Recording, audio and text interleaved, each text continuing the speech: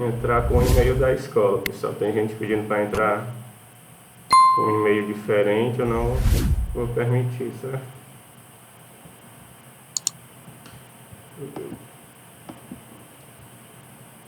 Pronto, vamos lá começar, né?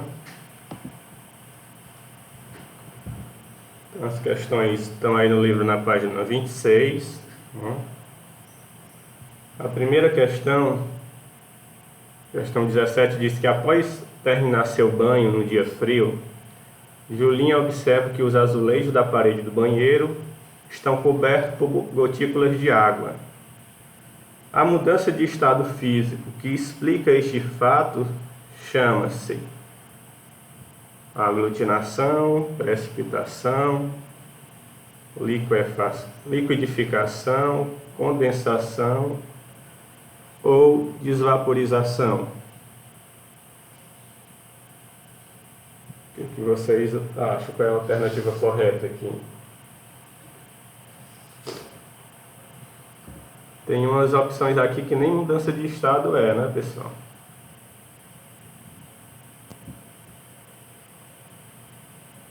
E aí, vocês marcariam qual? A Ana Rebeca acho que é o item D.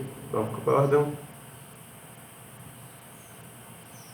Eu concordo, porque se eu discordar, eu vou ter que ter algum argumento para comprovar que eu estou discordando. Então é mais fácil concordar, que é só dizer que concorda mesmo. Então acho que é D também.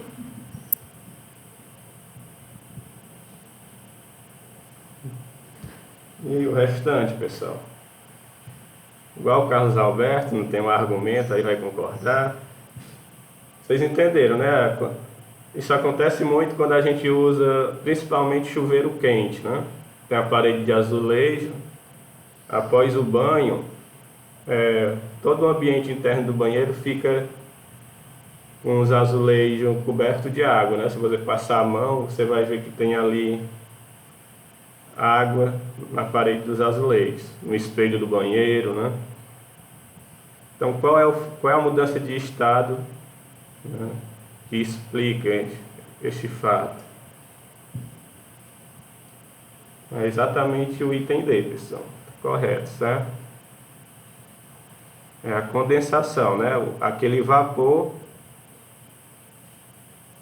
vai tocar na parte fria ali e vai passar do estado de vapor para o estado líquido novamente.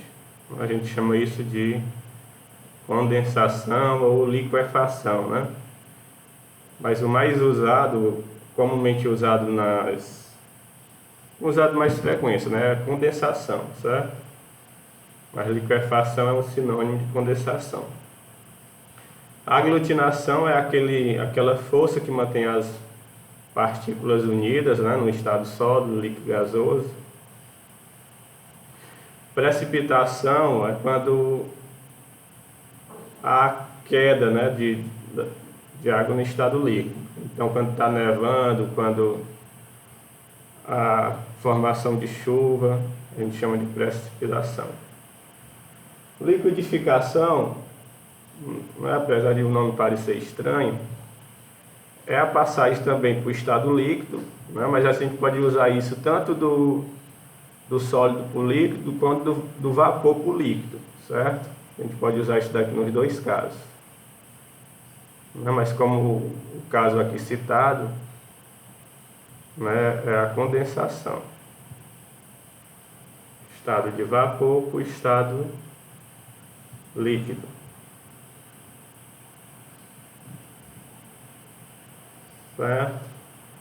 Resta dúvidas aqui? Alguém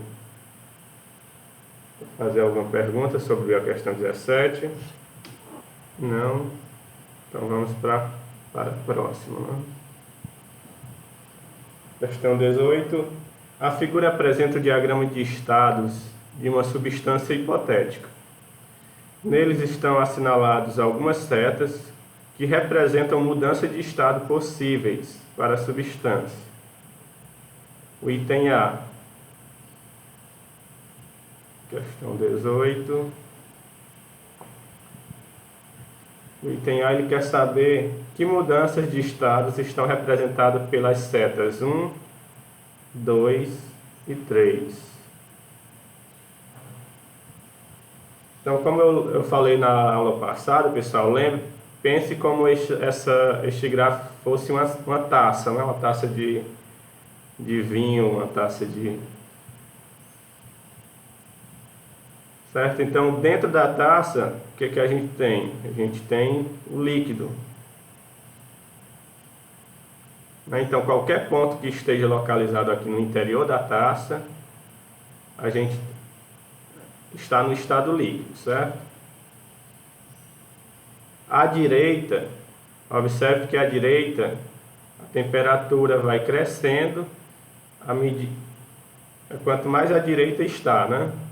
Se eu for me afastando para a direita, eu estou aumentando aqui a temperatura. E a gente viu que o estado de... Quanto maior a temperatura, mais as moléculas estão com energia, né? Então elas vão estar no estado menos comportado, que é o estado de gás ou vapor. Então tudo que está à direita dessa taça está no estado gasoso. E tudo que está à esquerda, observe, quanto mais eu vou para a esquerda, mais a temperatura vai diminuindo. Se eu for aqui para a esquerda, eu vou para valores negativos. E a gente viu quanto menor a temperatura, mais ligadas as moléculas vão estar, mais comportadas elas vão estar, que é uma característica do estado sólido. Então, tudo que está à direita dessa taça está no estado sólido. Então, vamos lá. A seta 1. A seta 1 ela está passando do estado... Ela está vindo lá do estado sólido para o líquido, né? Que mudança é essa, pessoal? Como é que a gente chama essa transformação do sólido para o líquido? Fusão. Isso, fusão. A2, seta 2, ela está partindo aqui da fase gás, né?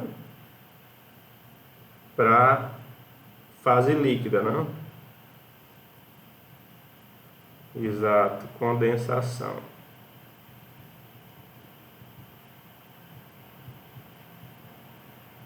Certo? E a 3 do sólido diretamente para o gasoso. Como é que a gente chama essa mudança?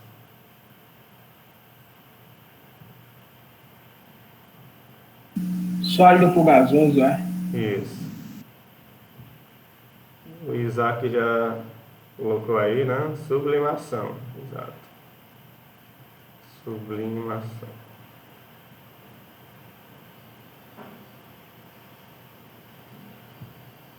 O item B. Item B. Explique o significado do ponto X assinalado no diagrama. Como a gente falou na aula passada, pessoal, qualquer ponto que esteja em cima de uma dessas retas, ele vai estar em equilíbrio nos dois estados. E existe um ponto que toca as três retas, né? Essa reta do estado sólido para o gás, a reta do sólido para o líquido e do gás para o líquido. Este ponto é chamado de o ponto tríplice, né? O X é o ponto tríplice. Então, este ponto representa a matéria em que estado, pessoal? Os três estados. Isso. Então, ela vai estar no estado sólido, líquido e gasoso, né? Ela vai ter frações nos três estados. Certo? Então, neste caso aqui, ela vai ter parte no estado sólido,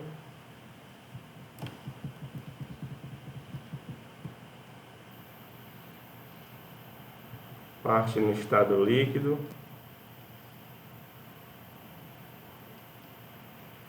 e parte no estado gasoso.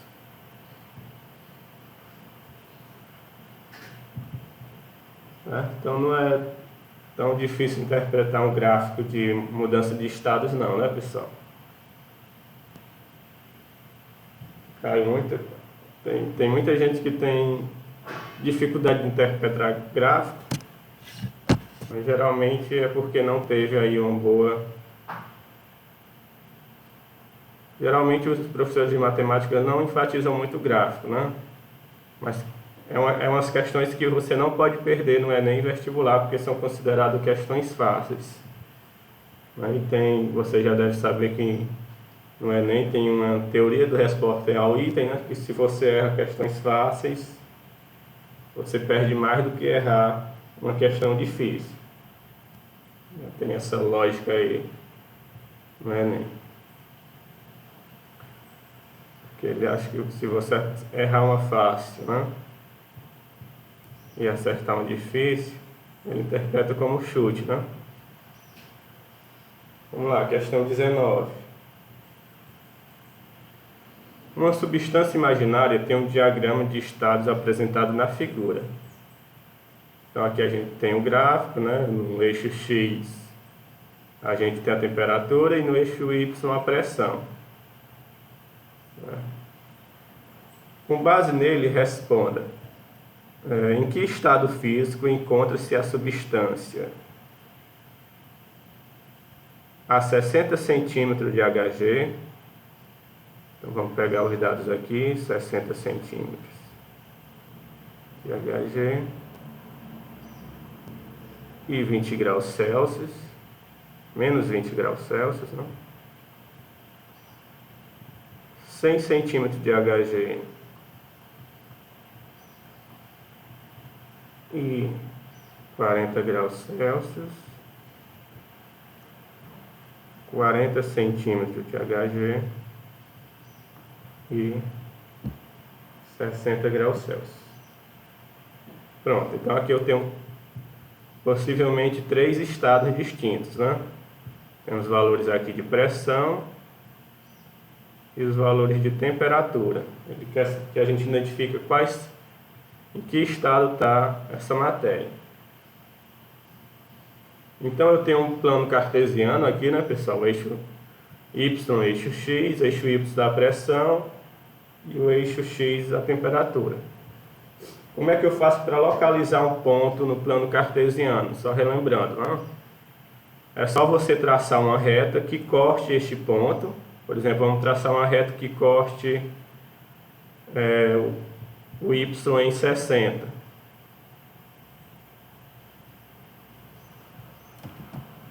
Perpendicular, né? Pronto. E outra que corte o Y em menos 20. O X em menos 20, né? Pronto.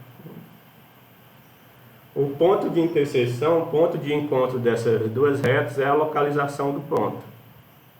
Vou só apagar aqui.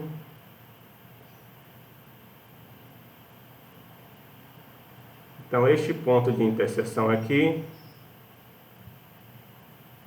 é a minha primeira o estado da minha primeira, dos meus primeiros valores, né? Então ele está à esquerda dessa tacinha de vinho aí, né, do gráfico.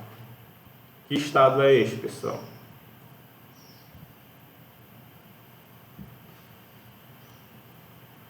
Sólido, líquido, gasoso. Isso, a gente viu tudo que está à esquerda, né, se encontra no estado sólido. Vamos fazer a mesma coisa para os outros pontos, né? Eu preciso de uma reta que corte o Y em 100. Então, vou cortar o Y aqui em 100. E uma reta que corte o X em 40. Pronto. O ponto de encontro é a localização desses valores de pressão e temperatura.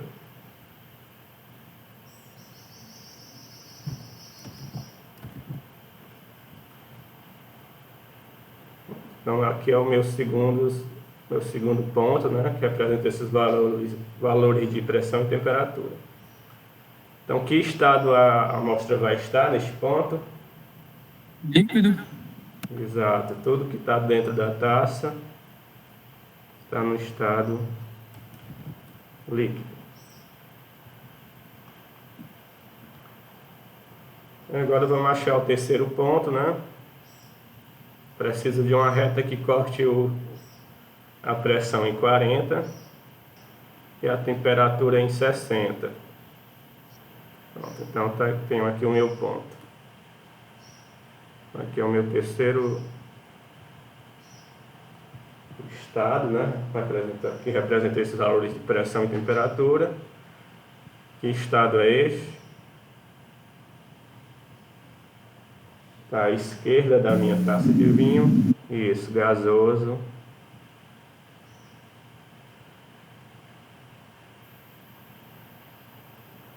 Ou vapor, né?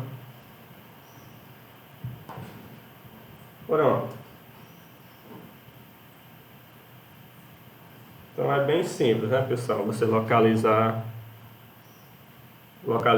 um ponto no plano cartesiano, né? Você já deve ter visto isso daí umas centenas de vezes lá em matemática, né?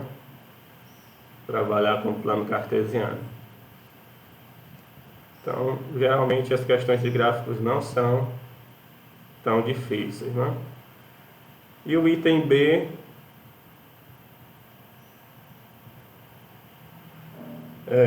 num certo processo, a pressão da substância variou de 80 para 120.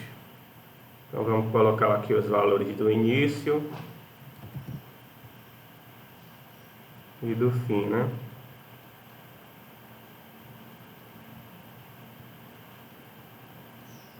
Então a pressão foi de 80 para 120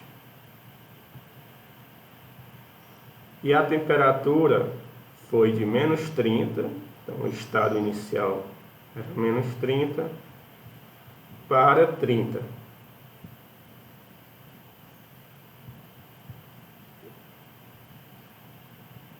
Este centímetro de mercúrio, centímetro de Hg, vocês já ouviram falar? É uma unidade de pressão, né? O Hg, se você olhar na tabela periódica, ele é o mercúrio. O mercúrio é um metal, né? E a temperatura ambiente ele se encontra no estado líquido. Tá? Por isso que este diagrama, pessoal, ele é muito similar, né, para todas as amostras. Ele vai ter essa mesma forma, este mesmo desenho.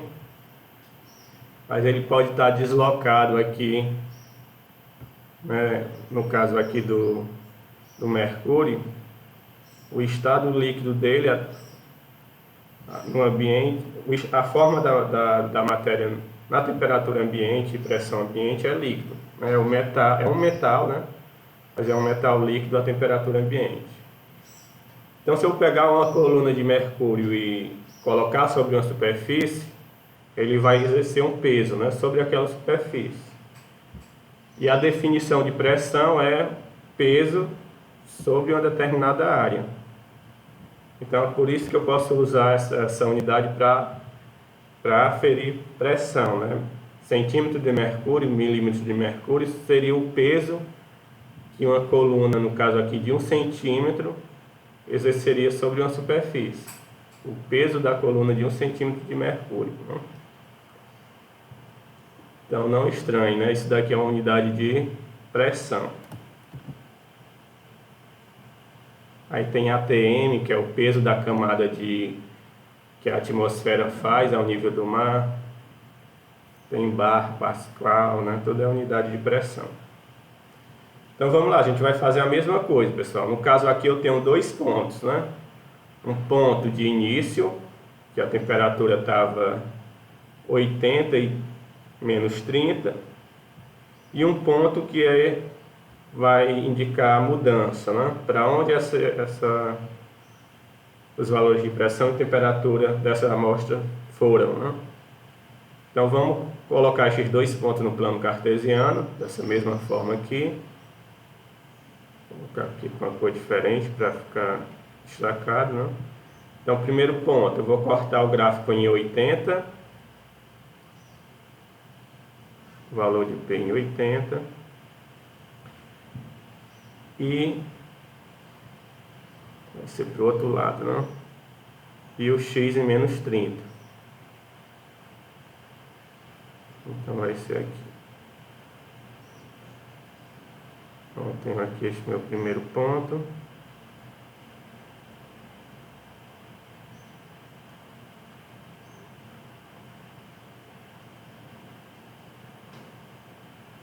E o segundo, para onde os valores evoluíram, 120. Então, vou pegar uma reta cortando a pressão em 120.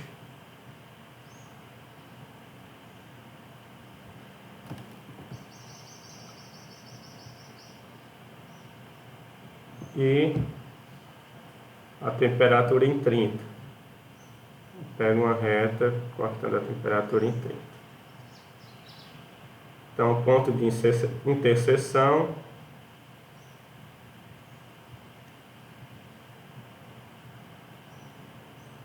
chamar aqui de A, aqui de B. Pronto, o A era o estado inicial e o B o estado final dessa transição, né? O que ele quer saber? Que mudança de estado sofreu a substância neste processo? Então, ela saiu de A para B, né? Os pontos que eu chamei de iniciais para os pontos que eu chamei de final. Então, que mudança é essa? Ela está saindo do estado sólido, né? Que está à direita da minha taça, e vai para pontos que estão no interior dessa taça, que é o estado líquido. Fusão? Fusão, professor? Isso, fusão, né? Saindo do estado sólido para o líquido,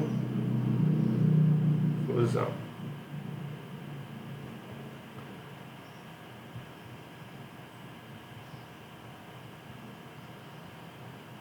Pronto, questão 19. Alguma dúvida? Pessoal, às vezes eu chamo de estado gasoso, de estado de vapor, né? Tem uma diferençazinha. Alguém sabe, alguém já leu essa diferença de vapor para gás? Não, poderia explicar?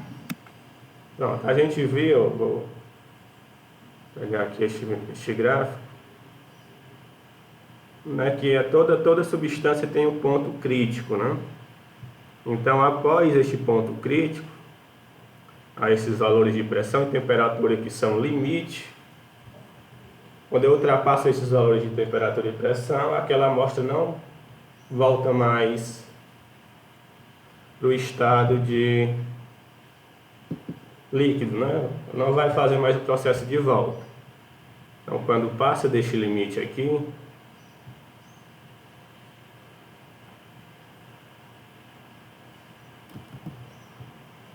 a substância já não volta mais para o estado líquido, né? Então a gente chama isso daqui de gás, certo? Nessa passagem do estado entre o limite, né, do líquido para o gás até este limite, este limite extremo onde a substância não volta mais para o estado líquido, a gente chama de vapor, certo? Então a gente usa como sinônimo, a gente costuma usar como sinônimo, mas tem essa diferençazinha, certo? Gás é só a partir do ponto crítico. Após o ponto crítico, a substância está no estado de gás. No limite da passagem do estado líquido para o gás, né? Até este ponto extremo, que a gente chama de ponto crítico, é classificada como vapor. Certo? Só para vocês terem essa curiosidade aí nessa definição. Então vamos lá para a próxima. Pronto. Essa é a página seguinte, né? A página 27. Na figura está representado o diagrama de fases de uma substância hipotética. A tabela a seguir caracteriza algumas situações de pressão e temperatura para essa substância. Então, eu tenho 3 situações, né, que eles chamam de situação a pressão está a 760 e a temperatura é 50. Situação B, 600 e menos 40. Situação C, 280. O item A quer que a gente caracterize o estado físico da substância para cada uma das situações consideradas na tabela. Então, em que estado está representado em cada situação aqui. Então, análogo ao que a gente fez na questão anterior, né, pessoal? A gente tem que localizar esses valores de pressão, né, esses pares x, y no plano cartesiano, ver a região onde ela se encontra. Se ela se encontrar aqui no interior é líquido, à esquerda é sólido e à direita vapor, certo? Então vamos lá, fazendo isso. Primeiro ponto, vou traçar uma reta cortando o y, né, em 760. Não tem aqui, mas é mais ou menos 700 aqui na metade, né? 760 seria por aqui.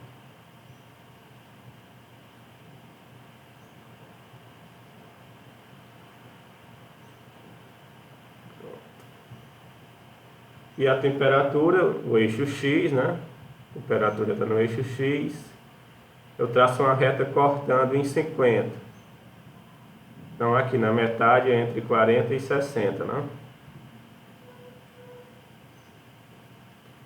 Então, a união, a interseção dessas duas retas é a localização daquele ponto.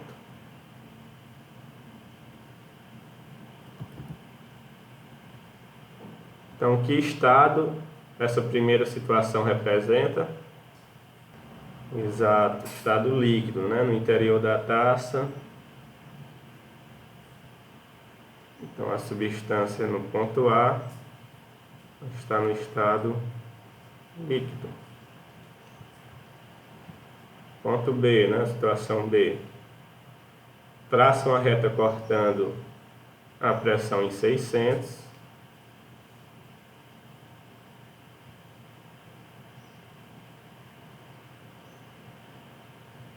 E o X, né? A temperatura em menos 40.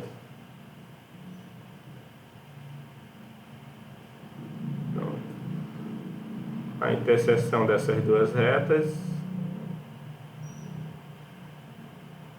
é a localização do meu ponto, não?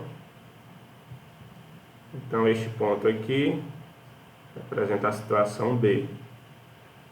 Que estado da matéria é este, pelo gráfico? Exato, sólido, não? Tudo que está à esquerda, sólido.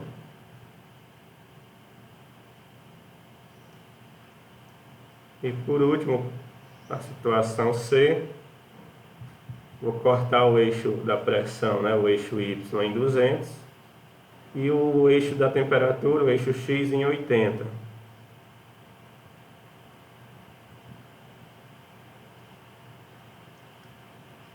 Pronto, então, aonde as retas se cruzam é a localização do meu ponto. Então, ponto C está em que estado? Gasoso. Isso. Estado gasoso ou vapor, né? Que não passou ainda do ponto crítico.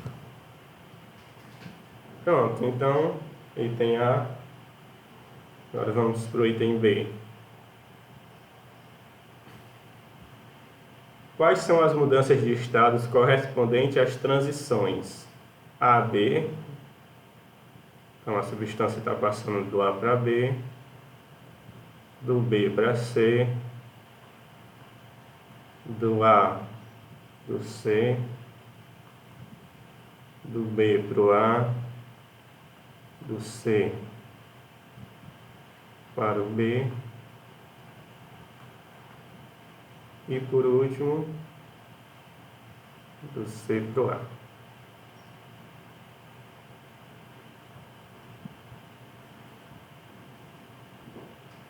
Então, vamos lá.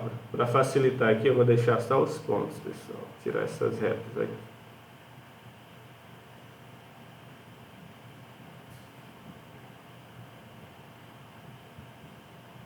Pronto, então vamos lá. No primeiro caso, ele está saindo do A para o B, né? Então, do A para o B. Que transformação de estado é essa? Saindo do líquido. Solidificação. Como?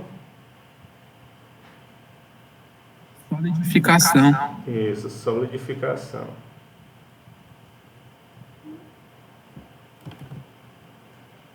Solidificação. Pronto. Segunda transição, né? Do B para o C. Então a gente vai sair do B e vai para o C. Sólido diretamente para o gasoso.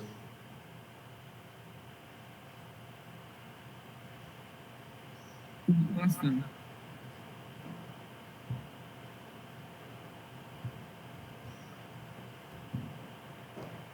Caroline, só pode se trazer pão para mim também, viu? Se alguém falou aqui, essa de B para o C.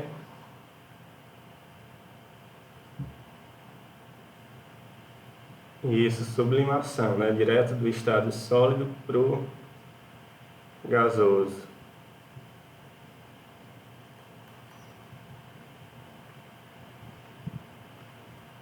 Do A para o C, pessoal. Eu vou apagar aqui para não ficar muito congestionado de seta. Agora do A para o C, do líquido para o gasoso. Isso, vaporização.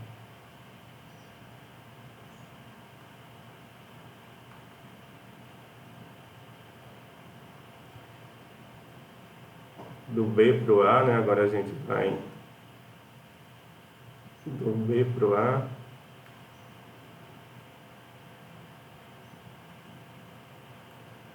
Sólido para o líquido.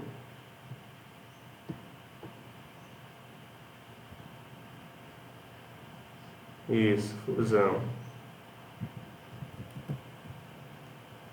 Fusão. Agora a gente vai do C para o B. Está saindo do vapor diretamente para o sólido.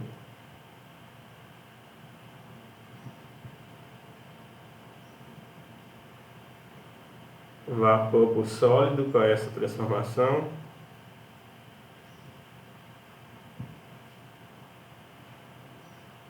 Isso, ressublimação.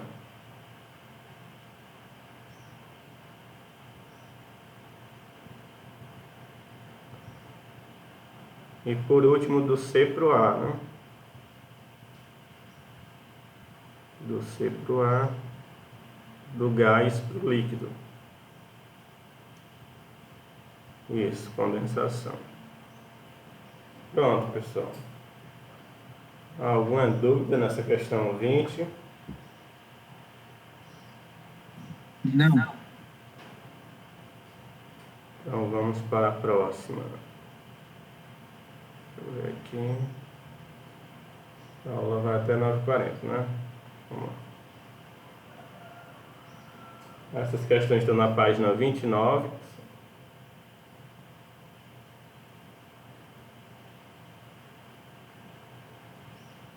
Pronto, questão 21. A figura mostra o diagrama de estado de certa substância. Nele está assinalado o processo ABC, ABCD, né? ABCD. Que determinada massa dessa substância sofre ao ser aquecida sob pressão constante. de 50 centímetros de mercúrio. Quais são as mudanças de estado que ocorrem no processo e quais suas respectivas temperaturas?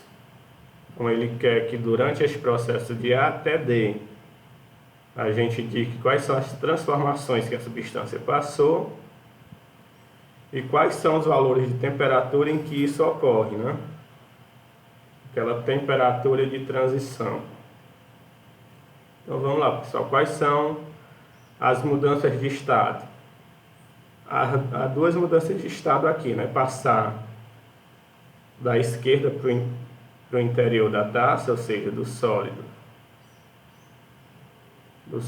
para o líquido, e depois passar do líquido para vapor.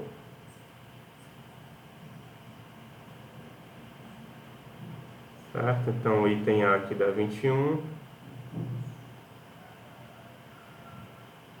Eu tenho duas transformações, sólido para o líquido e do líquido para o vapor. Como é que a gente chama essa transição sólido para o líquido? Isso, fusão e vaporização, né? Aí quais são as temperaturas que correspondem a essas transições? Olhando pelo gráfico, qual é a temperatura dessa transição, sólido para o líquido?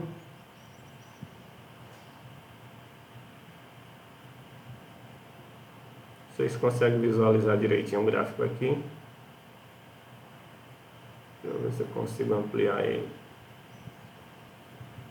Pronto. Temperatura dessa mudança de fusão, né, de acordo com o gráfico.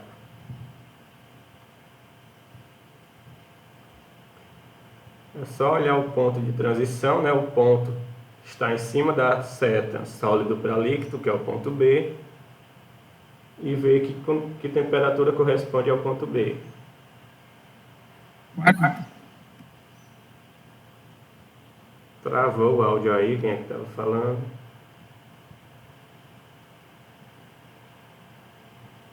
Quarenta.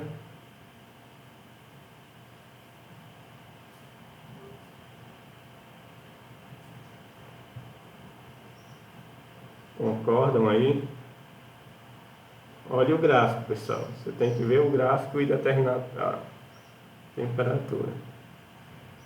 Ó, se vocês... 38?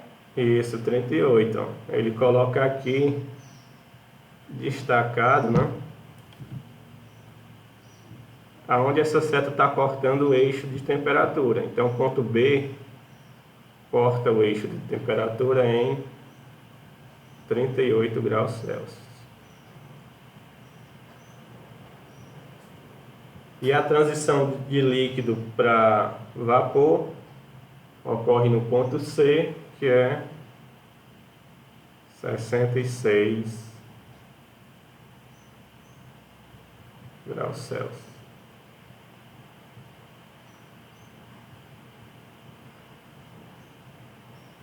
Conforme eu falei na aula passada, né, pessoal? Sempre existe uma temperatura em que a substância ela vai mudar, transitar, né, de um estado para outro. Enquanto ela não sofre toda essa mudança, a temperatura fica fixa, né? Por exemplo, a água ela evapora em 100 graus, né? 100 graus Celsius. Então, se eu colocar uma quantidade de água para ferver, enquanto toda aquela água não virar vapor, não virar gás, ela não vai passar de 100 graus, certo? Em determinados valores de pressão e temperatura, né? Se você coloca numa panela de pressão, é lógico que este valor de pressão e temperatura não vai ser o mesmo que colocar em temperatura ambiente. Então, enquanto a água não passa todo do estado líquido para o estado de vapor, aquela temperatura não sofre mudança. Ela só vai retornar a variar a temperatura, ter um aumento ou um decréscimo de temperatura quando a substância ela passa todo de um estado para outro, certo? Então o item A está respondido, né? Duas mudanças e os valores de temperatura onde essas mudanças ocorrem. Já que a pressão não muda, né? A pressão aqui durante todo esse processo está cortando o eixo Y em 50. Isso quer dizer que a pressão é constante. Então vamos para o item B. O item B quer que a gente esboce a curva de aquecimento correspondente ao processo ABCD e nomeie cada etapa. Então a gente vai passar deste gráfico, tá, representando pressão e temperatura, para uma curva de aquecimento, né? Vou relembrar na aula passada. Então vou ter agora no eixo Y os meus valores de pressão, ou os meus valores de temperatura, perdão. E ao longo do eixo X eu vou marcar o tempo, vou contar o tempo em que está se dando este processo.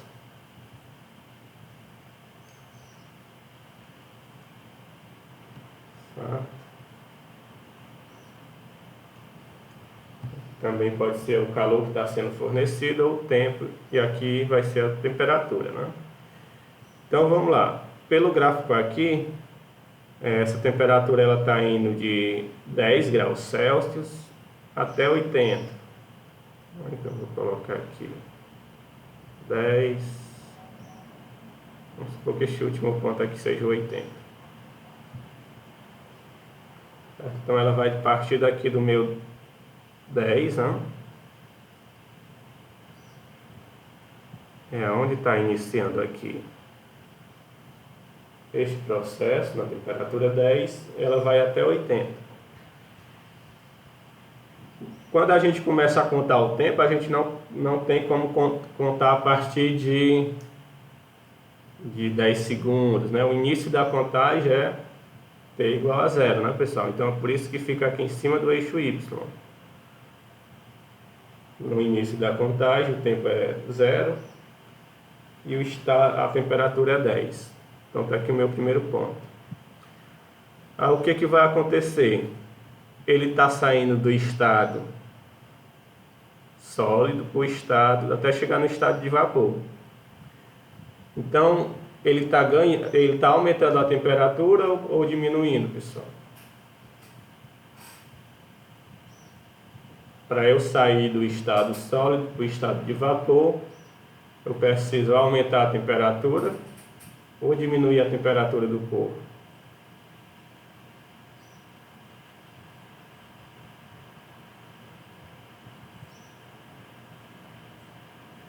Isso, aumentar, né? A gente viu que quando fornece calor à matéria, as moléculas elas vão ganhar intensidade nas suas vibrações, vão passar o estado menos desorganizado, né? Então, sólido mais organizado, líquido, depois vapor, certo? Então eu tenho que aumentar essa temperatura. Então este gráfico aqui ele vai crescer com o tempo, né? O tempo vai passar e essa temperatura vai aumentar. Então vamos lá. A temperatura vai aumentando e o tempo também vai... Eu não posso congelar o tempo, né? Ele não vai parar em nenhum instante, né? Então o tempo vai aumentar continuamente e a temperatura também vai aumentar. Então aumenta a temperatura e aumenta o tempo ao mesmo tempo. Então eu vou ter uma reta com uma certa inclinação, né? Está aumentando tanto o tempo quanto a temperatura, até chegar no ponto em que isso vai deixar de ser sólido e vai começar a transitar para líquido, vai começar a se transformar. Isso ocorre onde? A gente viu que isso ocorre em 38 graus. Então aqui em 38 graus a amostra vai passar do sólido para o líquido. O tempo vai continuar passando, né, pessoal? Mas a temperatura não vai mudar enquanto todo aquele sólido virar líquido. Então, como é que eu represento isso no gráfico? Uma reta que sempre vai cortar o y em 38, pois a temperatura não muda. E o tempo continua crescendo. Então, eu tenho que continuar levando essa reta para a direita. Então, isso é a representação da transição, né? Uma reta com temperatura constante e o tempo aumentando. Depois que tudo vira líquido, né? Todo sólido passa para o estado líquido, aí sim a temperatura começa a aumentar novamente. Então aumenta a temperatura, o tempo não deixa de passar, então ele está aumentando também, até chegar ao ponto em que todo este líquido vai começar a transitar para o estado de vapor. Isso ocorre onde? Deixa eu 80 daqui. A gente viu que isso ocorre em 66 graus, né?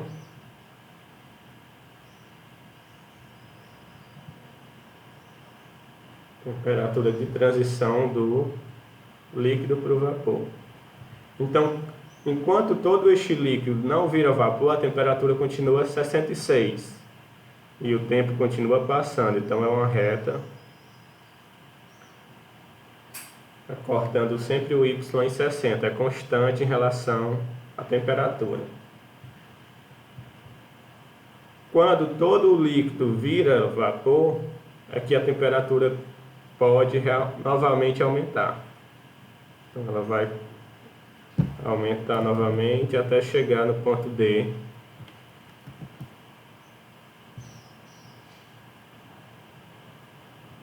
que é 80 graus, né?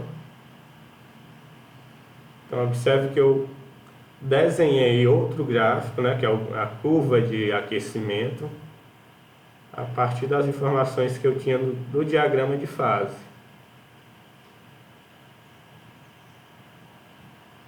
Como é que eu faço a leitura deste gráfico? O estado de menor temperatura, o mais comportado para essa substância, é o estado sólido, né, pessoal? O estado mais comportado. Toda reta constante representa uma mudança de fase. Então, do sólido, eu estou aquecendo, vai passar para o líquido. Então, aqui é o meu processo de fusão.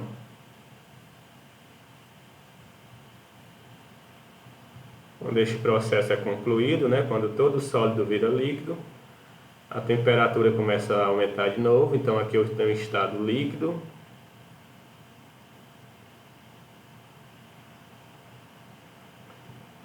Né? Esse estado ele está entre um limite de temperatura entre 38 e 66. Se você fazer analogia com a água no estado líquido ela também tem um intervalo, né? Entre 0 e 100.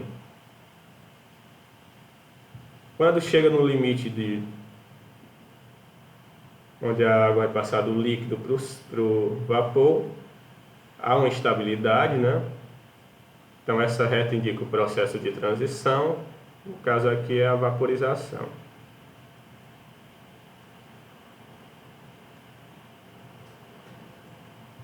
E somente após todo o líquido virar vapor, é que a temperatura novamente começa a subir. Então aqui eu tenho a substância no estado de vapor. Certo? Então eu tenho aqui, eu estou passando para vocês duas transformações, né? Dois processos representados em dois gráficos distintos. O diagrama de fase e a curva de aquecimento. Os dois estão passando as mesmas informações. É por isso, pessoal, que alguns autores costumam dizer que saber ler não é só decodificar letras, não é só juntar ali sílabas e ler um texto, não. Um gráfico, uma figura, né? Mesmo que não tenha nenhuma informação escrita, ela passa informação. Então a leitura ela necessita também que você compreenda essas simbologias, né? Esses gráficos, essas simbologias que é bastante cobrada aí em vestibulares no Enem. Ficou dúvida aqui nessa questão? Já que vocês conseguem agora desenhar estes gráficos a partir das informações que são passadas em um deles, né?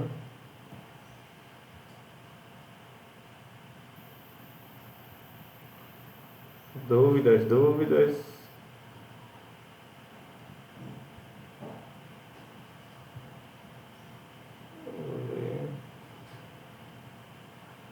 Não vai dar tempo a gente fazer mais uma, deixa eu ver aqui a próxima. Ó, a próxima, você vai seguir essa mesma lógica aqui, né?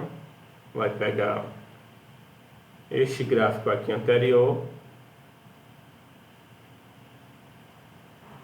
Só que você vai fazer o processo de volta. Você vai fazer o resfriamento dessa substância, né, pessoal? Certo? Então você vai fazer a mesma coisa que fez aqui, só que no processo inverso. Ele vai partir do D até chegar no A.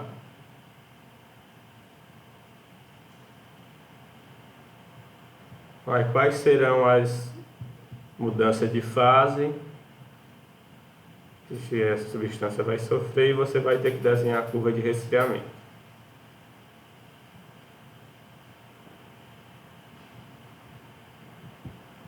Passou rápido, foi, Caio? Então foi boa, né?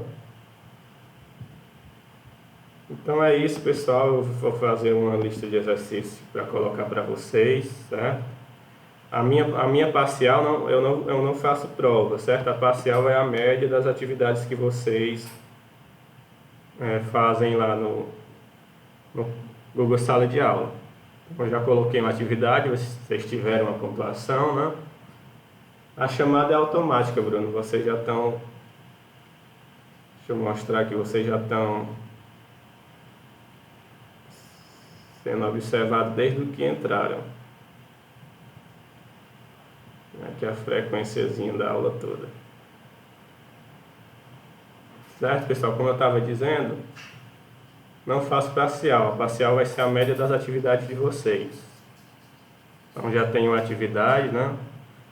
Aqueles que não fizeram ainda têm uma oportunidade de repor a nota, tem uma atividade de reposição. Talvez tenha mais uma atividade que eu vou passar sobre este diagrama de fase, no máximo 3, certo?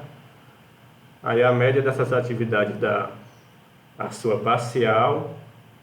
E a processual, eu não olho a nota das atividades, eu olho só a questão de entrega, se você entregou todas as atividades do bimestre, se você tem uma frequência superior a 75%. Então, se você entregou todas, independente da nota, né? A processual, que eu estou me referindo, e tem uma boa frequência, você vai ter o 10. À medida que você vai deixando de entregar, você vai perdendo, né, a sua nota processual. Professor, essa nota de reposição, eu fiz a atividade primeiro, então a prova de reposição é para fazer ou não é para fazer? Reposição é só para quem deixou de entregar a atividade no prazo. Então, quem não entregar a atividade de reposição, que fez a atividade a primeira, então não perde nada. Não, quem já fez já está ok lá.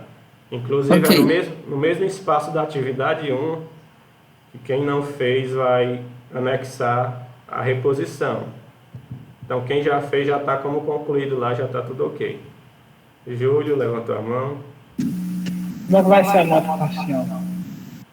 A nota parcial é a média das atividades. Já tem uma atividade lá, né? Oi, Júlio. A bimestral vai ser como? A bimestral vai ser no começo de abril. A gente não tem uma data ainda, mas assim que decidirem, o DT passa para vocês. Certo? Mas é na primeira semana de abril, provavelmente.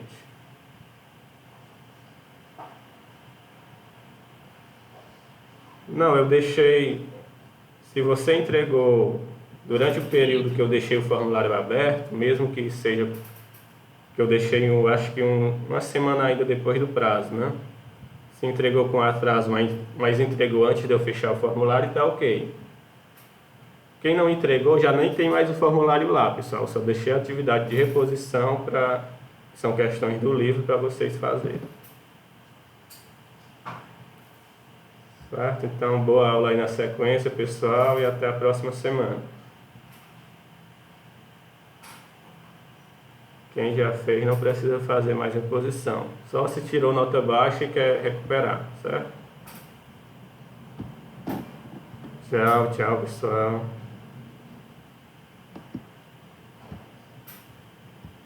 Tchau.